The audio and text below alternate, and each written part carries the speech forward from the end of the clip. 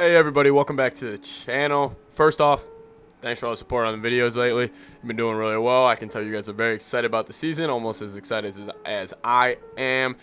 However, we're going to get a little self-aware. We're going to kind of reflect on our football team, and I really want to hear from you guys in the comments of this video, but it's pretty much, what is the Minnesota Vikings' biggest weaknesses? What can derail the season? Because I think we all know, I mean, it's not rocket science, this team has talent. We know that. I mean, I think the whole NFL sort of knows that.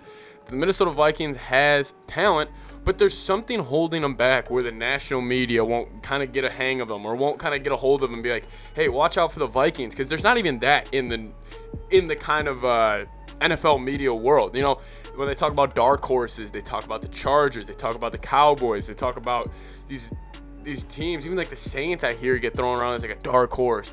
But then you look at the Vikings, their roster top to bottom, they can go roster with everybody in the National Football League, but nobody gives them the recognition. Everybody thinks they'll be a 500 team. Some people think the Vikings are just not going to be that good in this upcoming season, which I can't understand.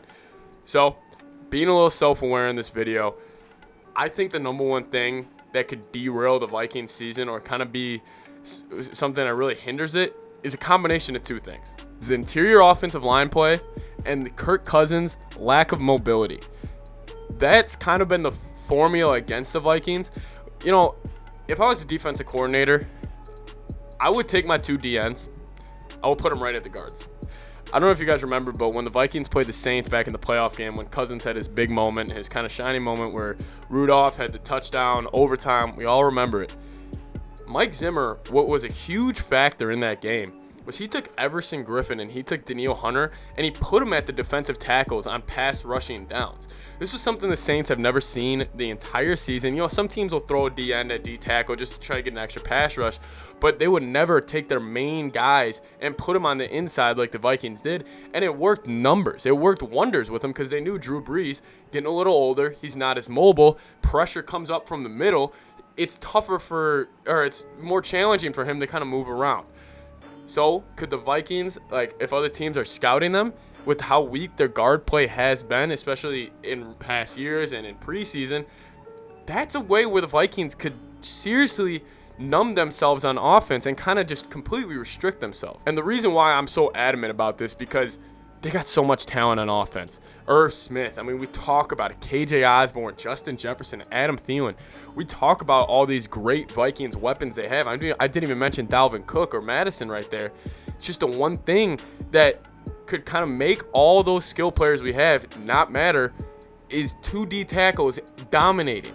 And if you look at the division, Kenny Clark in Green Bay, and Darius Smith, Preston Smith. Then you look in Chicago, Khalil Mack, Akeem Hicks. If I had to say the Vikings' biggest weakness, it wouldn't just be the O-line. It's the combination that teams, when they're coming up with their game plan, they can be, okay, Kirk, we all know he can really throw the ball when he's got his time, he's got his feet set. If he's moving outside the pocket and he's got his feet set, bootlegs and all that. But where he does struggle, when the pressure comes from within, and you have the D tackles constantly pushing back on the guards, Kirk, for some reason, he's like a deer in headlights when that happens. He acts like he's never seen that before. So, what could derail the Viking season? If Kirk has still shown an ability, or a lack of an ability to improve his running game, I'm not saying he needs to be Lamar Jackson or Josh Allen or one of these guys, but he just needs to show a next level. I can get out of the pocket. I can go and I can extend a play even just a little bit. You could even do the Brady thing. Cousins has gotten way better at moving inside the pocket. However, if you look at guys like Brady, when there's interior pressure, it's a quick slide movement. It's a quick throw. It's just saving him a half a second more to get that throw off. And that's what the NFL really is, which I think is absolutely the best part about the sport. It takes a half a second. A half a second too late, a half a second too early in the NFL can completely derail a game, derail a season. That's why you have to be perfect in every facet of the game. I would put it mainly on Kirk Cousins' lack of mobility and the lack of strong interior offensive line play. I think that's going to be the combination that can really restrict this team from kind of accomplishing what they want to. I'm fully okay with the defense, actually. I was going to say the secondary, potentially, but I am fine with the way the defense is at and can come. I don't think they'll be the reason we lose games this year. Yeah, they may have games where a strong offense can put up 30 on them, but I think for the most part, you look at that D-line. That D-line is going to get after it. Those linebackers are going to be flying around, and I think Xavier Woods has been looking really good. I like what I've been seeing from Pat Pete when it comes to leadership. It's just I also like what I see from Chris Broyd and Mac Alexander. It's kind of the question, though, is what we have with Dantzler and Breland. Those are the two guys on defense who I would say they could kind of get picked on by other teams. You know, we saw Dantzler give up that bomb in preseason. Yes, I know the safety dropped down and all that, but he still got burned.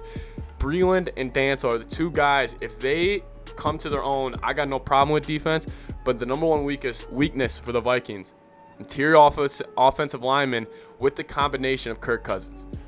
In my video yesterday, I'm done with Dakota Dozier. Start Wyatt Davis, start Oli Udoh, start Ezra Cleveland. You have 3 options. He should not touch the field this year. He should be cut after the cuts go from 85 to I believe 65. Anyways, thank you guys so much for watching. That's been the video today. Like the video, comment down below. I want to know what you guys think. I think a lot of you guys will think similarly to me, but if you guys have something else that could really derail this season, let me know down below. Subscribe to the channel. Best way to help me out. Subscribe to the channel. Helps me get my videos out more, grow the Vikings fan base that we have. See you guys next time. Skol Vikes.